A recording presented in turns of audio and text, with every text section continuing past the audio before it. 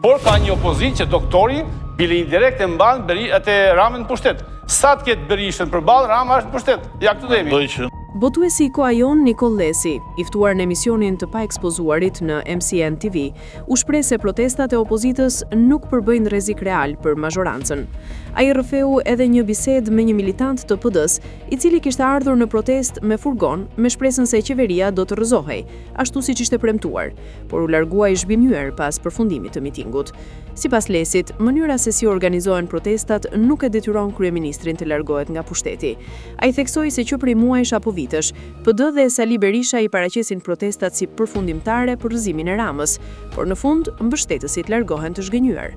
Lesi tregoi se militanti i kishte thënë se kishte shpenzuar para për transport dhe për njerëzit që kishte sjell, por pas dështimit të protestës kishte vendosur të mos merrte më pjesë. Lesi nënvizoi se opozita do të kishte mbështetje reale vetëm nëse do të kishte një leadership të besueshëm dhe bindës. Sipas tij, mazhoranca ka fituar disa mandate pikërisht për shkak të dobësisë së opozitës aktuale. Ai shtoi se kjo opozitë, me mënyrën si funksionon, në fakt e ndihmon Ramën të qëndrojë në pushtet. Mëtej, botuesi i Koa Jon deklaroi se Sali Berisha e ka përmbyllur ciklin e tij politik dhe duhet i hap rrogë një drejtimi të ri në PD. Sipas Lesit, drejtuesit dhe deputetët që përfitojnë nga status quo-ja nuk kanë interes për ndryshime, ndërsa demokratët e zakonshëm thirren vetëm për të mbushur sheshet. Ai theksoi se ka shumë demokratë të ndershëm që meritojnë besim, por nuk u jepet hapësirë, duke mbajtur kështu Ramën në pushtet.